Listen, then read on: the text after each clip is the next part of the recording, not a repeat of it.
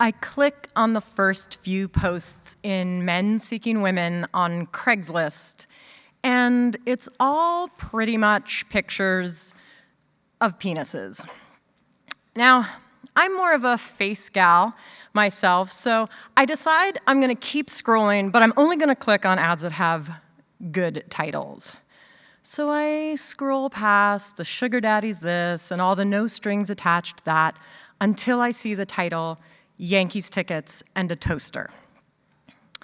Now, I'm a Red Sox person. I do not want Yankees tickets, but toast is my favorite food, and I don't have a toaster in my new apartment in Brooklyn.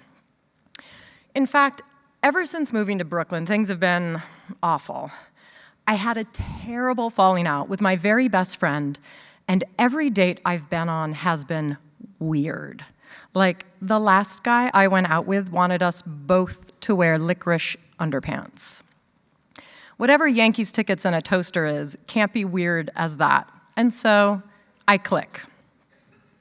I am relieved to not see a forlorn wiener dangling over a nest of computer cords, but instead a nice new toaster. The ad is straightforward. This guy is looking for that lover of baseball and toasted bread products to accompany him to one of the last 4 games to ever be played at Yankee Stadium before they tear it down. He's never been before, and he's a Red Sox fan coming down from Boston. His ad says the best response will win the tickets and the toaster. The game is tomorrow. Now, I don't know who wrote this ad, but they wrote it for me, to me. I am that lover of baseball and toasted bread products, and I am homesick for anything Boston, even a stranger. I have no choice but to reply. I add the basic stats. Red Sox fan, love toast, don't have a toaster, 5'7" athletic, and free tomorrow, which is now technically tonight. I attach a picture of myself, hit send, and go to bed. In the morning, I check my email, I check the fake email that I made up for this purpose, and I have a message from him. It says, I'm the winner. I'm so excited. I write him back, and we agree to meet in front of Grand Central Station. Waiting for him there, I'm like going back and forth between blind date butterflies and the stark realization that meeting a stranger from the internet in front of the train station is the beginning to more than one episode of Law and Order. I mean, I could just buy a toaster, but suddenly he's right there in front of me. He picked me out because I'm wearing a Red Sox hat, and he has a really good face. I'm not really getting any Law and Order vibe from him, so we jump on the number 4 train and head to the Bronx. We laugh and talk the whole 9 innings. We have a lot more in common than baseball and toast. It's weird. After the game, we take the train back to Grand Central Station where we part ways, and it's not until I'm almost home that I realize I did not receive my toaster. In the morning, I have a text message from him. He's so sorry. He totally forgot the toasters in the trunk of his car, and he valeted it at the hotel. And I'm sort of like, that was the whole reason I answered your ad, but whatever, no big deal. I write back, LOL, next time.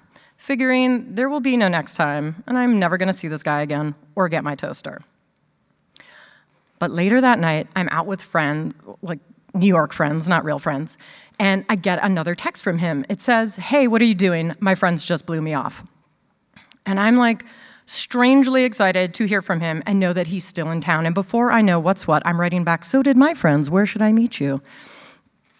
He tells me to come to the Grand Hyatt in Times Square. Now, my friends think it's kind of sketchy that I'm gonna meet this guy at his hotel, and while I value their opinion, I won that toaster and I'm going to go get it.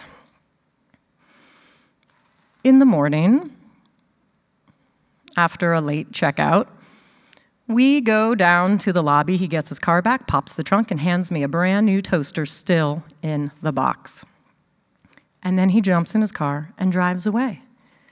And I'm standing there pretty stupid with this toaster, and I'm having this crazy feeling that's like euphoria and seasickness all at once. Like that it's somehow wrong that this guy is driving away back to Boston without me. And my brain is like, whoa, you just met this guy. But the rest of me is like, yeah, brain, but you're the one who took us out with licorice underpants guy. And my brain is like, that's true. But then the rest of me has to make sense of this feeling. And the only thing it could be is love. I am in love with a toaster guy. And that's insane, right? I mean, had you told me 2 days ago that I'd be standing in the street pining after a guy I just met on Craigslist, whose ad I happened to see in the middle of the night, an ad for Yankees tickets, and that I would reply in order to win a cheap toaster, I would have said, that's crazy.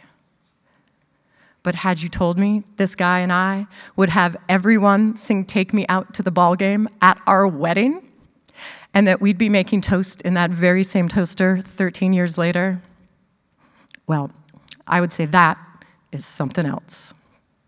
Thank you.